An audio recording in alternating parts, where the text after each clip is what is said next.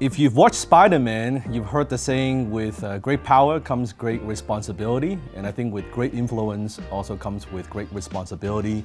So a few months ago that we have Beat the Match. Beat the Match is the world leader, global leader for bone marrow transplantation. What we are gonna do is interesting. We're actually going virtually. I'm gonna bring the donor and also the family recipient together virtually, because still the kind of meet virtually for the first time, right? We want to be able to capture that on video, share the stories. I mean, I think that would be very impactful, right? I think that's very good. Want to meet for the first time. Are you nervous? A little bit? Yeah. Happy? Excited? You know, it's interesting. I interview so many people. I'm a little bit more nervous about doing this for the first time because it's such an important cause.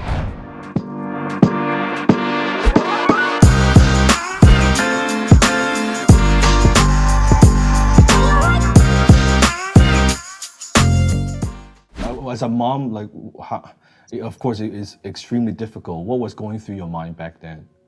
So my first feeling when the doctor walked into the office, just by looking at her face, the same as Xiang said, like, I know it's bad. So when the word leukemia came out of her mouth, I was just dropped down, like sitting on the seat. I guess I cried and I was at a loss. But because of his situation is very urgent, so the pediatrician said we need to go to the ER right away. He almost didn't make it. I don't know, like at the whole time I was just a little bit lost, I don't know what happened until when I called my mom in China and called my friend in China, and I spoke to them. I said, Jerry had leukemia. Once I heard the word leukemia from my voice, then I suddenly realized it was really true. So I started to cry really badly. So that was first when we heard his diagnosis. And then just everything moved very, very fast because this type of leukemia is very, very aggressive. And his type, he had this FLT3 mutation together with this high white blood count, which is put him to a very high risk. So a bone marrow transplant is the only chance for him to get cured. When your family from China heard about the news, I'm sure it was also very difficult for the family as well. Were they shocked? Were they at kind of disbelief that they couldn't? I think it may be even surreal for them as well. Yeah, my mom was, also cried, and then he just, the whole family was like speechless for a while. But because they were in China back then, we didn't have a lot of like real-time interaction, and everything on our side is going very fast. And this is our first time with the, this kind of thing. We didn't know. We just follow whatever doctor told us to do. So yeah, at first we were told that it's okay, it's curable. Leukemia, it's 80% curable. But then later, after the biopsy, we knew that it's AML, myeloid leukemia, which is a lot harder to cure. And then further, after they do the genetic testing, and they found out there is this FLT3 mutation, which is an indicator for even a poor prognosis. So everything just going bad and worse, and so we just stayed in hospital for months, I think, and trying to process this. But it's just very fast, moving very fast, and we don't even know how to search for a donor. How where to search. The hospital and the social worker, they took care of that.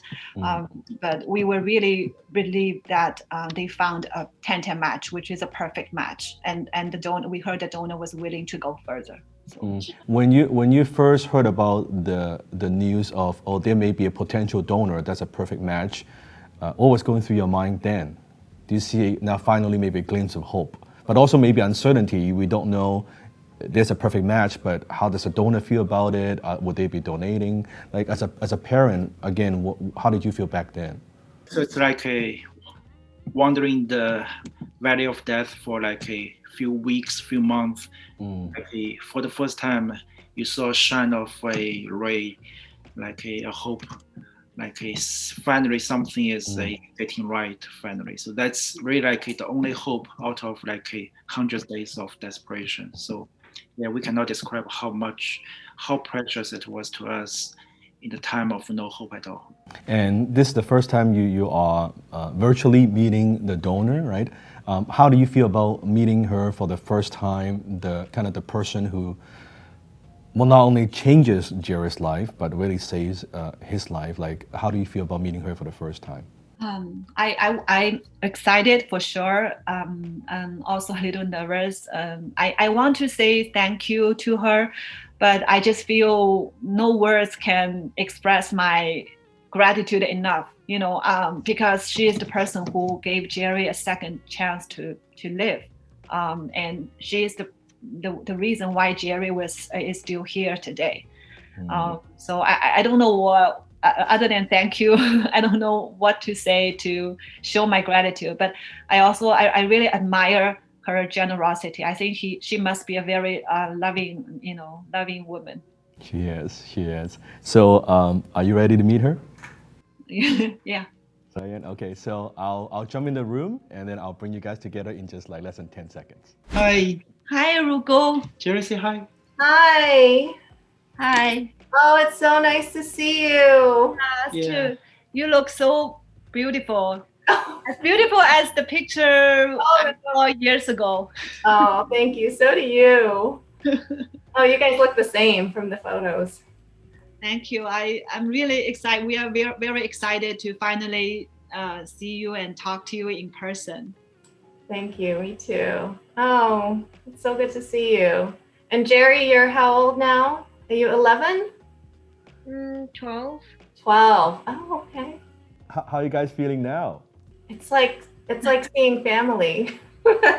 Yeah, really finally. like she has the same more matching than our parents matching our son. So it's like a twins. I know, that's so interesting. You guys are from Shanghai originally, right? Right. Uh-huh. And my family's Japanese, but there's something in common there. Yeah, and if I remember correctly, you mentioned that your father has a Chinese origin. My father. No, I don't know if my parents do. Oh, okay. Yeah, I do think it's really a miracle because usually I heard the stem cell match is like for people in the same region, same ethnical background. So yeah, that's great. And so here we are in the United States, both of us. Right. And I already said to DanLok, but I just still want to just express our gratitude towards you and just want to say thank you in person. I know a thank you is just far from enough, because you saved our son's life. But I still want to say thank you, and I say that I really admire your generosity. Thank you for doing that. Oh, you're welcome. You are our family's hero. Oh, stop. Thank you so much for saying that. I don't feel that way at all, but I appreciate it. I honestly feel like it was such a small part that I could do. And I hope that little, gesture was able to give Jerry some hope and, better outcomes for health. I think it was really easy for me to do. And I don't feel like a hero. I honestly think that everyone should do this. So I really hope that, health is just the most important thing for all of us, and it enables us to live a really good life. So I hope that, every day he gets better, and same to Lillian too. Yeah. Thank you. We are hoping for the same miracle for Lillian. Yeah. Yeah. Yeah, you donate your stem cells, but it's not just, like some common gift or donation. It's just a gift of life. How is your family, by the way? My family is doing good. We are all growing up and pretty happy overall. And you have 3 kids, right? 3 kids. 3 kids, yes. I have a 15-year-old, another 2 15-year-olds, boy-girl twins, and then a 11-year-old. So my youngest was the same age as Jerry. Yeah. And yeah, he's doing good. That's good to know. And please say hi to them. I will. Thank you. Yeah, I actually had to ask them to leave the house so that they wouldn't be noisy today. Yeah. My little one is outside playing some iPad, so she might step in. I don't know. Oh, I saw the video on your website of her in the news telling the joke, and that was really sweet. I really want to meet all of you in person, and Yeah, definitely. Yeah. I hope someday maybe Lillian can be having the transplant and get cured. We can all stabilize.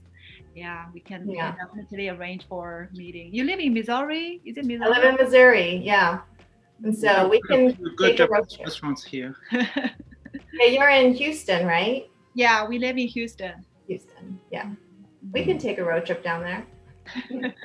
Yeah, not too far. Yeah. And I think it would be very incredible if both family, when the pandemic is over, that get together. I think it would be an incredible moment. And I can see the connection, even it feels like you guys have not ever met, but I do see a connection because of, for both, right? What you've gone through together, right? As a dad for Jerry, anything you want to share with Rico? Yeah, as I was telling Dan, on the night of transplant, and Jerry was lying on the bed because really the bone marrow donation is like a transfusion, almost like a blood transfusion. So I was watching those the really red droplet of blood, which is stem cells, passing through the tube into his body, and that was really the last defending line and the last hope I can have, and I feel so grateful. And I was wondering, some life behind this one is saving the life in front of me, and this life is kind of the core of my own life. So thank you so much. Thank you. That's such I can't even imagine as a parent going through all that, and that's really what motivated me as well as a parent,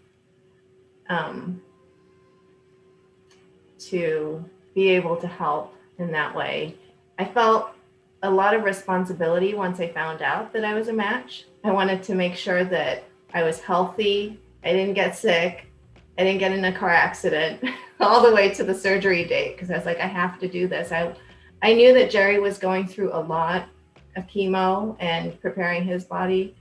And so I kind of, in a way, I felt like it wasn't my body. It was something that I was carrying that was supposed to be for somebody else. That's really very touching to hear you say that, for someone who is haven't even met Jerry, to feel that obligation. Yeah. So we appreciate it. Well, no one, and especially children, I have a soft place in my heart for children and sick children, especially. And that's, if I had a superhero power, that would really be it, is to find a cure for all children's illnesses. That's why you are called donor hero.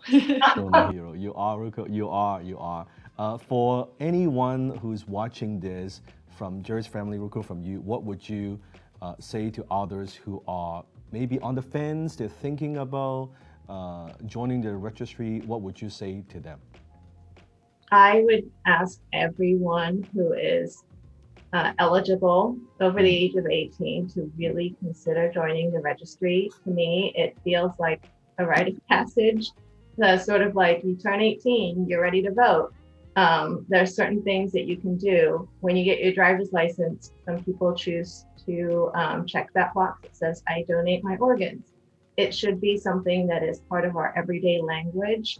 And the small difference, the small act that you can do is going to be such a huge difference to somebody else's life. And there is really no inconvenience in the donation process, and there's a lot of myths. And so be open to learning, ask a lot of questions. And I think that once you find out about the potential outcomes, it will really be a no-brainer for you to want to donate bone marrow. So I really hope that as a mother, as a daughter, a wife, and also a biracial person, for my children, I really hope that more people get on the registry. And Jerry family, especially for, let's say, for a lot of, I think Asians, they have this fear about, oh, I don't want to go to the hospital. It's not lucky to go to the hospitals. Right? There are a lot of these ideas. Like, what would you say to any family, right? Any potential donors about joining the registry? First of all, I would say it's very kind of Ruko to say that it's like a small inconvenience for the donor. I would say, no matter how small or big the process, how complicated the process is, you are doing it for somebody else. So it's really a very generous thing to do in the first place.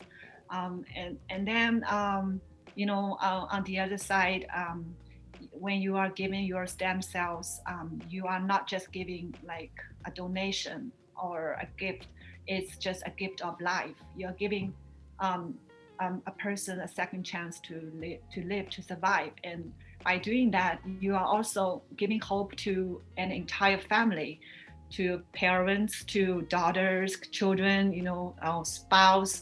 It's because that's someone, the patient could be someone is deeply loved by the whole family. So you when you do that, you are actually giving hope to the whole family. Thank you. Yeah, I just want to tell all those families with the cancer kids, like, keep the faith and keep up.